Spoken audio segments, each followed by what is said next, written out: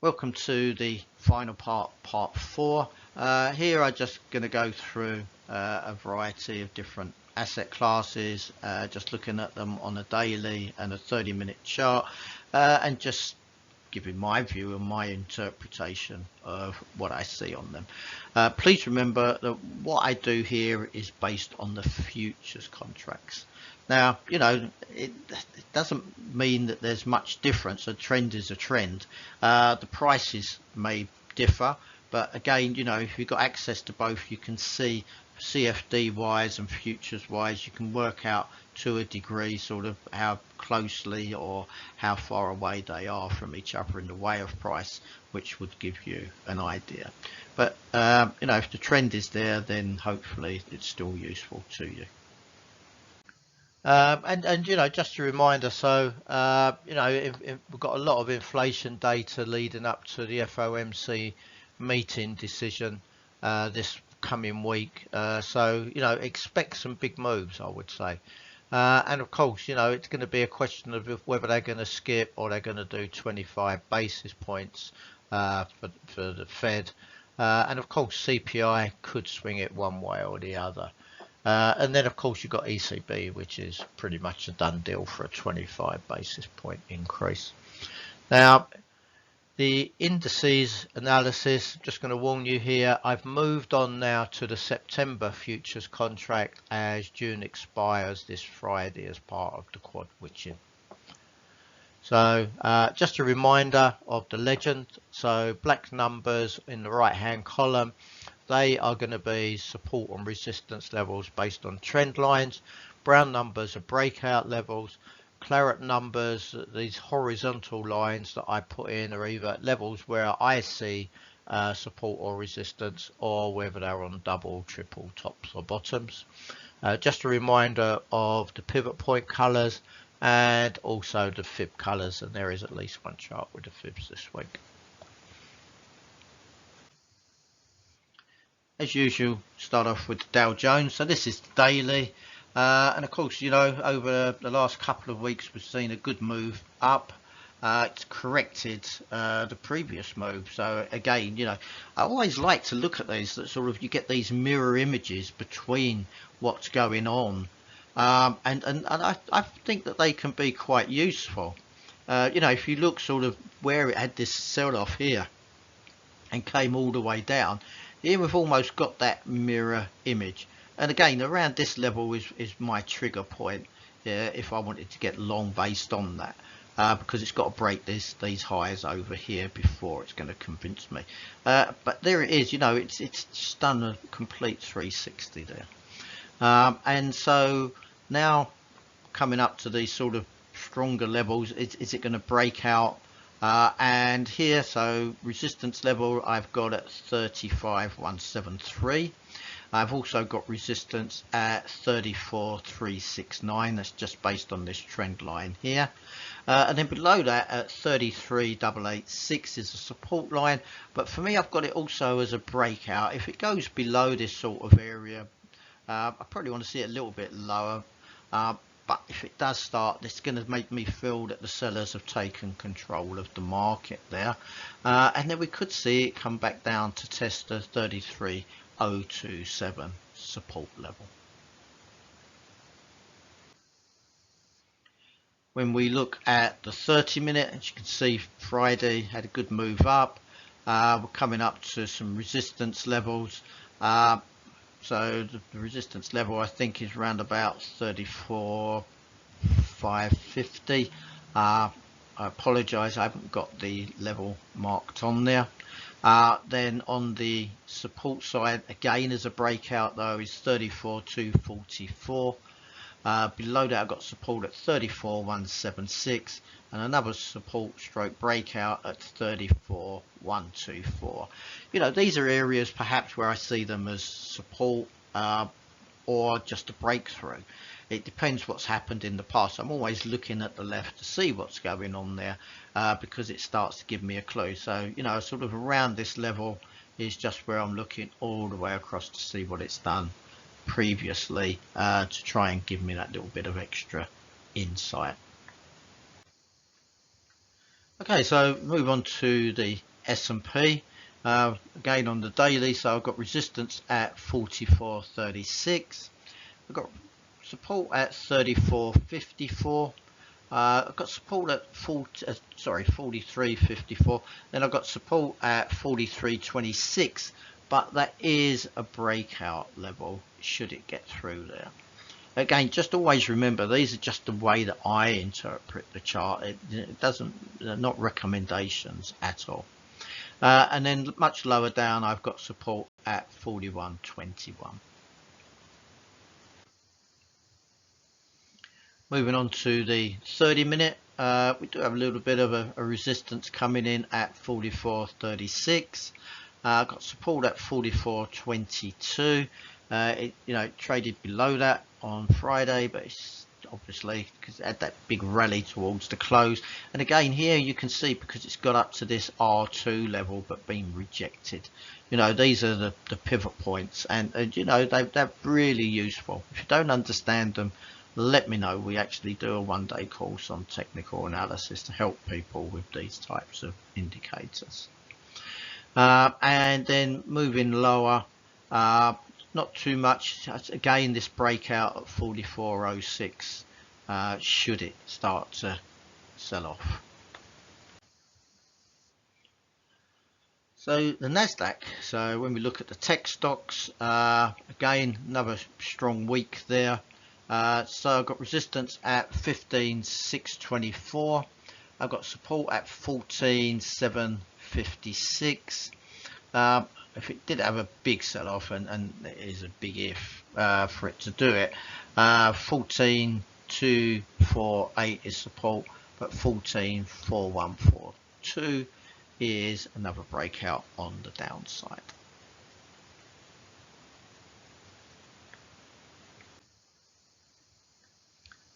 Okay, this is the 30-minute. So I've got resistance at 15.614 on this trend line there, and then there's not much to support it in my mind until it comes back down to 15.501. But for me, that's a breakout level. It's not really a support level. If it gets through there, then I can see the market coming lower. And then I've got another breakout level even lower, which is at 15.453. And then if it starts to sort of crumble through there, because it's this previous high there, then potential is for it to come back and test 15.207.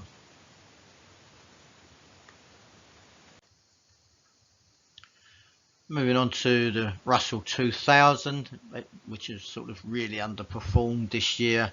And again, it's understandable, because these are more sort of impacted by higher interest rates for their borrowing. They don't have those massive cash surpluses that the bigger companies have. And of course, if consumers are cutting back in any areas, they're the first to feel that. So resistance I've got at 17.72 and also at 17.65, with support at 16.67. On the 30-minute, as you can see, it never really got much of a rally going on Friday. And I've got resistance at 17.12.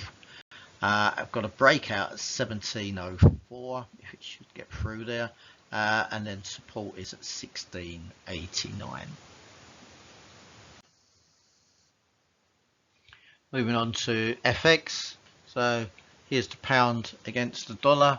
So again, when you look at it, the sort of the pound weakened during the week, partly possibly more of that is a dollar strengthening, though, to be honest. Sort of the UK data wasn't that terrible this week, but that dollar strength is there. As I say, you've got to look at all the different economies and gauge them on their own merits. And I still believe at the moment that the US is much stronger than pretty much anywhere else. Okay, so let's look at the levels. So I've got resistance at 124.27 and 123.96, with support at 120.95.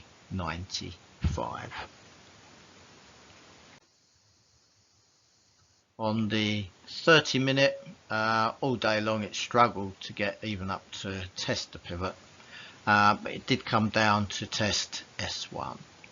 And I have resistance at 123.14. I have resistance at 122.33 and 122.28, and support at 121.72, which is on this support line coming down here. But remember, this is the 30-minute, so it's only what's happened over a couple of days. Moving on to the euro against the dollar. As you can see, similar sort of pattern there. So I've got resistance on the euro at 107.74. I got support at 105.42 and 104.83. So, you know, there's a bit of space in between that. But again, you know, the 30 minutes are going to tighten that up. Okay, so when we do look at the 30 minutes, so got a downtrend line coming in here at 107.24. And I've sort of got an uptrend based here as well that was created on Friday. And that's given us a support at 106.88, and below that sort of some previous lows over the last couple of days of last week at 106.76. You know, just remember you can take pictures of these or screenshots if you want to keep hold of them, just as reminders. Okay, so Bitcoin, you know, wow, look at it. It's creeping up and up, almost was under the radar. It just popped and popped and popped, consolidated, then popped again. But, you know, over the last few weeks, all we've seen is pretty much it just making new highs. And surprise, surprise, here we are. You know, it's been over 38,000 again. It just seems, wow, where did that happen? You know, because last time I looked, it was at 33 or it was at 28, and there it is, sort of much higher. For me personally, I like crypto. Well, I like digital assets generally. So it's, you know, I like to see this, although not everybody does. So at the moment, I've got resistance at 38,446. I've got support at 34,280. And then I've got a breakout level at 33,745. Again, it is a sort of a partial support, but if it breaks through there, then I can see it being quite vulnerable on the downside. On the 30-minute, I got resistance at 37,780. I got support at 37,425. Then I've got support lower down at 36,235 and 36,167. So interestingly, last week both rallied, and you can see that. So, you know, where we've had over recent weeks, they've been a bit more inverse. Last week they pretty much sort of tracked each other, both of them moving higher. So the red line is Bitcoin and the black line is the Nasdaq. Again, you know, it's much more for just a matter of interest rather than anything else, but you know, you can see sort of where these inverse relationships come in, and then all of a sudden it just flips around. Then moving on to gold, yeah, I mean, you know, it sort of looked pretty negative. Some of the risk off situation from investors has disappeared. As you saw, you know, we had that rally in the stocks, and here we've had the opposite. We've had that sell-off in the gold. So we've almost got back to that sort of inverse relationship between gold and stocks again. But of course, it doesn't seem to last any particular amount of time. You know, I'm always wary when central banks are so active or so vocal that it tends to sort of just break this relationship for risk on, risk off. So anyway, let's look at the levels. So I've got 2019 as resistance and 2010. We saw that big sell-off come back down to sort of 1940s, and then I've got support, but it's a breakout support at 1913 and also at 1860. Now the 1860 is because there's a gap, so the gap is from 1860 down to about 1848, I would say. Now, you know, the different people look at gaps in a different way. So some people just look at the wicks, wick to wick. I don't do that because I look at where the market closed. So when that gap was formed, it closed sort of 1848. And then when it reopened, it opened at 1860 and then rallied. It had a sort of got a slightly lower wick there. But so for me, the gap is the close to the open. That's the true gap. So again, that's something to just bear in mind when you're doing your analysis and looking at gaps. I like big gaps because they provide opportunity. Small gaps I'm not so keen on because, you know, you wait for the market to move in to close that gap and really sort of give you that confirmation, and then you want to get out before the gap's potentially closed. So you know, sometimes there's just not enough to match your risk reward. So gold on the 30-minute, I got resistance at 1948 and support at 1939. So again, if you look on Friday, it sort of found a little bit of support round about S2, which is this level down here.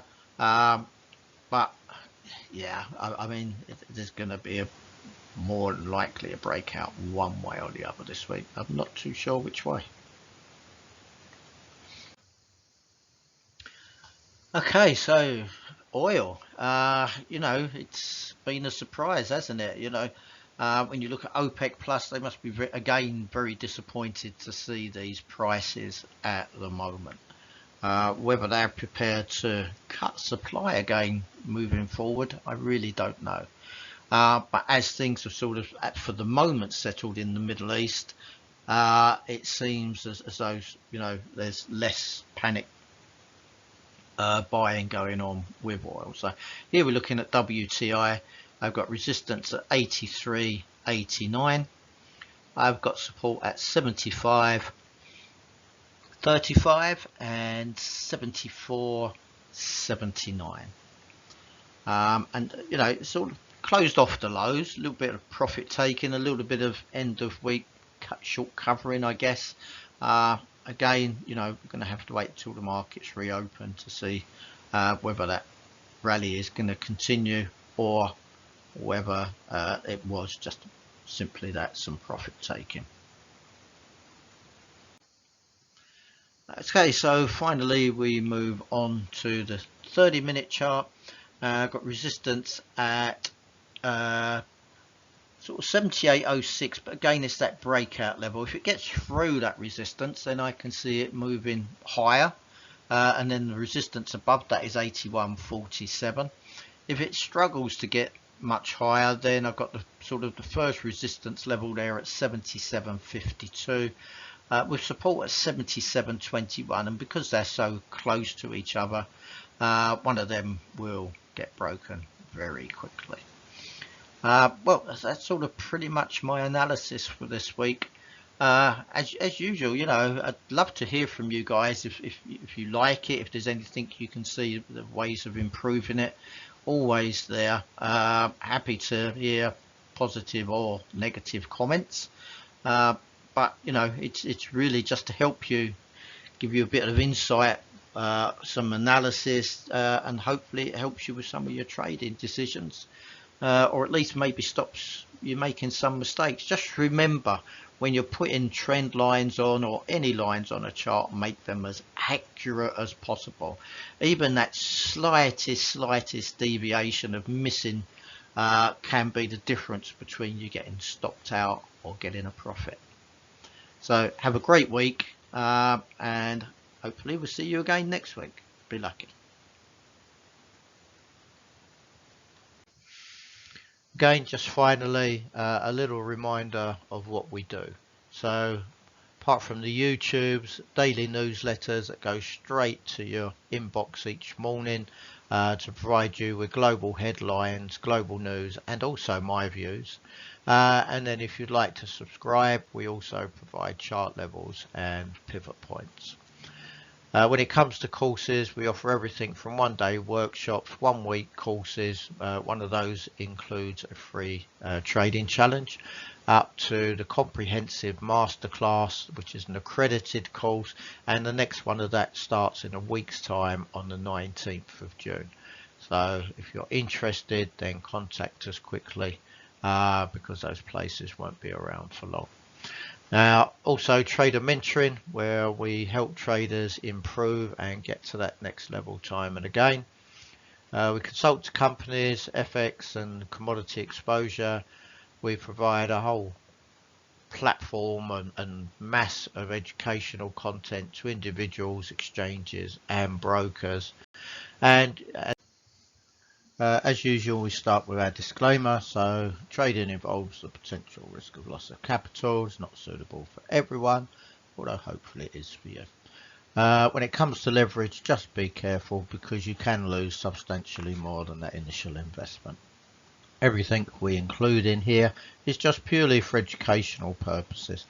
We're not trying to provide you with advice. We're just trying to help you prepare, understand the markets better, to help you make better decisions. But of course, if you are looking to invest or trade, that has to be your decision. And before you make that, you should consider your financial situation, your level of experience and your risk appetite. And of course, on your risk capital, you're prepared, but more importantly, can afford to lose. If you've got any doubts whatsoever, seek independent financial advice before risking your capital.